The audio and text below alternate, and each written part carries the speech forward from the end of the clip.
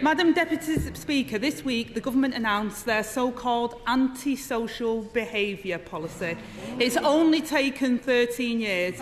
And look, I'll give him some credit. The Deputy Prime Minister knows firsthand the misery caused by thugs and their intimidating behaviour, lurking with menace, exploding in fits of rage, creating a culture of fear, and maybe even, I don't know, throwing things. So can I ask him, under his new anti-social behaviour, does he think more bullies will be brought to justice?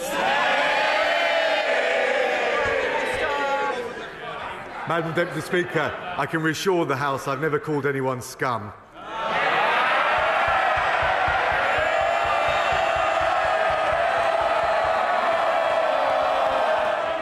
Madam Deputy Speaker, not a word of apology, no sense of responsibility and not even a shred of shame.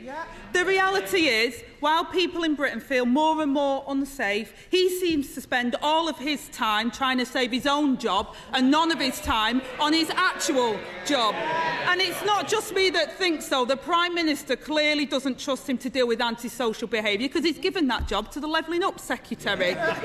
The way things are going, and reports are to be believed, this might be your last PMQs. So let's look at the highlights. A criminal justice on its knees, the largest court backlog on record, rape victims waiting for justice, and through it all he managed to rack up 24 formal complaints from his own civil servants.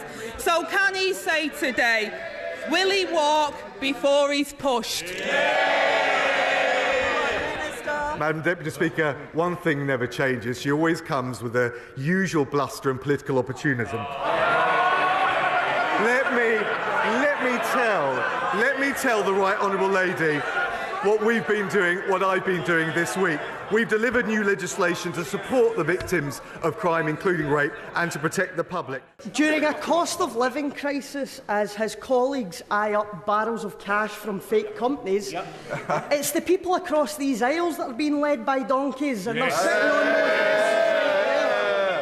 Now, the former Health Secretary also said that he would impart his wisdom for £1,500 an hour.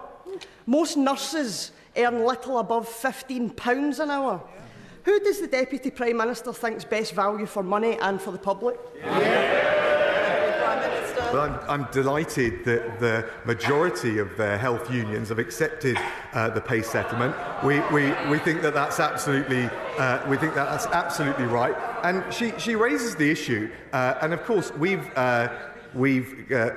worked with, on a cross-party basis, to curb the limits on second earnings. I noticed the benches on this side are curiously quiet.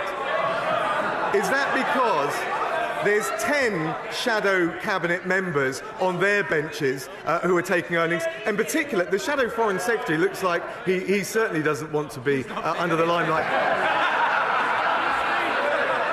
He's got earned second earnings from 40 different sources. I don't think they can talk about it. And as far as the Honourable Lady is concerned, we've done everything we can to make sure there's transparency and accountability.